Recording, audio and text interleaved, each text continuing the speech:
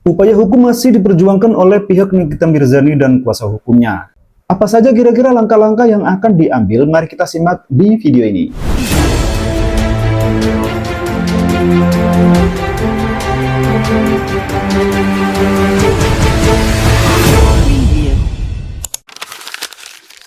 Halo teman-teman, apa kabar semuanya? Semoga selalu dalam keadaan sehat dan bahagia. Bertemu lagi di Parikesit Channel. Kali ini kita akan membahas upaya hukum yang akan dilakukan oleh Nikita Mirzani bersama tim kuasa hukumnya. Oke teman-teman, informasi pertama kita simak video dari Ray Utami mengenai langkah-langkah terakhir yang bisa diambil oleh Nikita Mirzani. Nikita Mirzani bisa bebas. Baru-baru ini kasasi Nikita Mirzani ditolak, yang mana putusan kasasi dari Nikita Mirzani tersebut hasilnya memperkuat putusan banding di pengadilan tinggi. Apakah itu sudah selesai? Tentunya Nikita Mirzani masih punya jalan terakhir, yaitu dengan melakukan peninjauan kembali. Apa aja sih? Syarat utamanya adalah harus memiliki novum baru atau bukti baru yang belum pernah diajukan di pengadilan negeri dan di pengadilan tinggi dan juga di tingkat kasasi di Mahkamah Agung. Jadi ingat ya, buktinya harus benar-benar baru. Sehingga kalau novumnya diterima oleh hakim di dalam peninjauan kembali, maka Nikita Mirzani bisa dibebaskan oleh hakim. Dan jika peninjauan kembali Nikita Mirzani ditolak oleh hakim, maka jangan khawatir karena peninjauan kembali bisa diajukan lebih dari satu kali dengan catatan harus ada novum baru dan bukti baru setiap pengajuannya. Jadi semangat ya untuk Ami Nikita Mirzani. Cayo.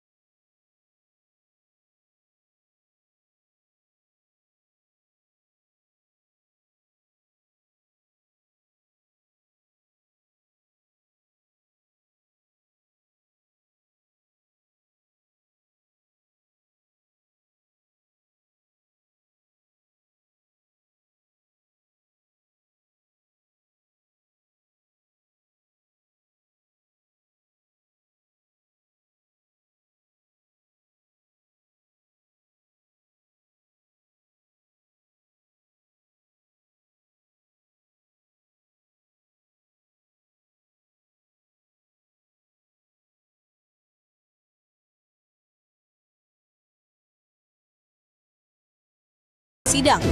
Dan selama pintu itu masih ada, wajar jika Nikita Mirzani memilih untuk terus berjuang lewat jalur yang tersedia. Ya teman-teman, untuk video berikutnya kita simak informasi bahwa Nikita Mirzani telah menunjuk Krisnamurti sebagai kuasa hukumnya.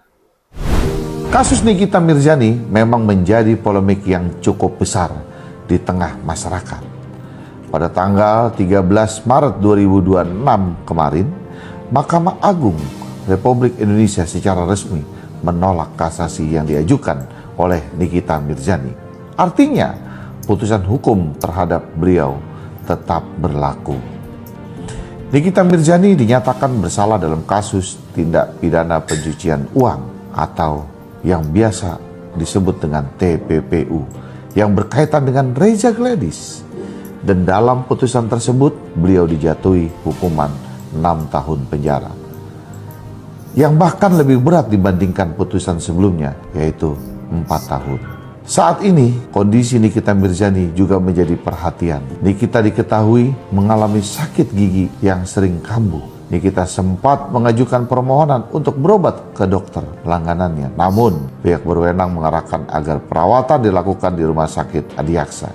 Hari ini, saya, Krisnamurti, ingin menyampaikan bahwa saya bersama dengan tim telah diminta secara resmi untuk menjadi kuasa hukum Nikita Mirzani terhitung mulai hari ini. Kemarin surat kuasa sudah ditandatangani oleh Nikita Mirzani yang beliau tanda tangani sendiri di rutan.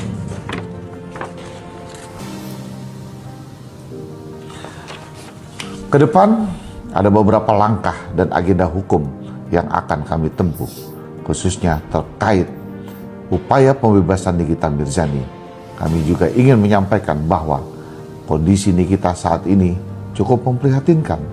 Berat badannya terus menurun dan perlu diingat, Nikita adalah seorang ibu tunggal dengan anak-anak yang masih membutuhkan perhatian dan pengasuh secara langsung.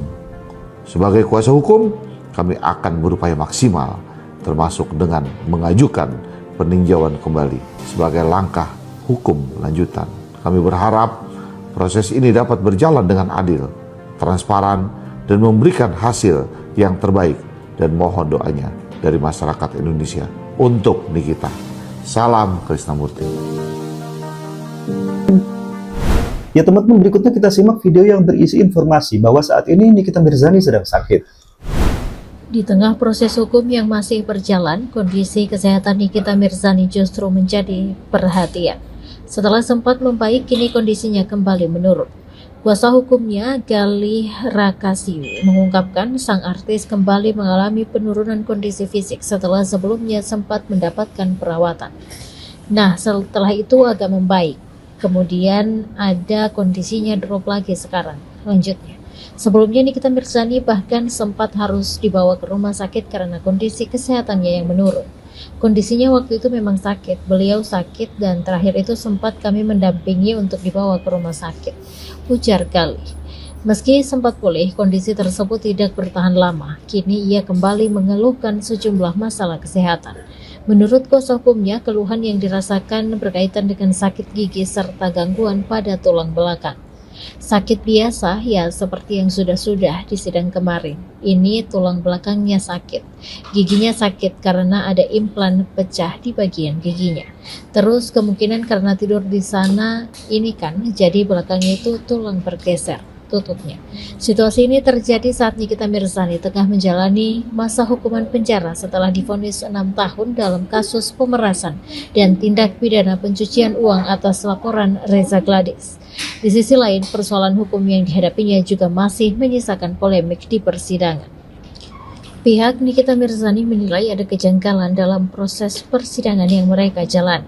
Hal ini berkaitan dengan sidang yang dinyatakan selesai sebelum pihaknya masuk ke ruang sidang, padahal saat itu mereka hendak menghadirkan saksi. Saksi yang dimaksud adalah Oki Pratama, namun kehadirannya terlambat sehingga tak bisa memberikan keterangan. Kondisi tersebut membuat pihak Nikita merasa dirugikan, mengingat itu merupakan kesempatan terakhir untuk menghadirkan saksi. Ya teman-teman, untuk video terakhir pada informasi hari ini, kita simak peringatan dari Master Jack agar para pendukung Nikita Mirzani tidak terkecoh oleh hal-hal di luar kasus ini. Kita viralkan lagi kasus NN karena apa? Ini adalah last minute, ini adalah terakhir, ini adalah jalur khusus, jalur apa luar biasa yang bisa digunakan oleh Nikita Mirzani. Jangan pernah terpecah fokus kalian dengan apa? Drama-drama perkomalan yang sekarang. Ini kebiasaan guys. Di detik-detik akhir pasti ada aja tuh konflik di antara mereka yang apa? Membahas kepentingan pribadi mereka. Tinggalkan udah, tinggalkan aja udah. Tinggalkan drama-drama yang seperti itu guys. Gak usah dilihat. Silakan kalian mendukung orang-orang yang memang tetap bersuara tegak lurus dengan apa yang dia suarakan. Sedari awal tanpa ada embel-embel apa, pribadi urusan mereka. Dan jangan terpecah fokus ya. Buat follower saya, buat yang sekarang. Ya teman-teman, sekian untuk informasi hari ini. Bagaimana menurut pendapat kalian mengenai perkembangan kasus ini? Silahkan tulis pendapat kalian di kolom komentar. Teman-teman jangan lupa subscribe dan nyalakan loncengnya agar kamu tidak ketinggalan informasi terbaru dari channel kami. Klik tombol like jika kamu menyukai video ini. Silahkan tinggalkan ide, saran, dan kritik di kolom komentar. Serta bagikan video ini ke teman-teman dan saudara kalian. Terima kasih teman-teman telah menonton video ini sampai akhir dan sampai jumpa di video berikutnya.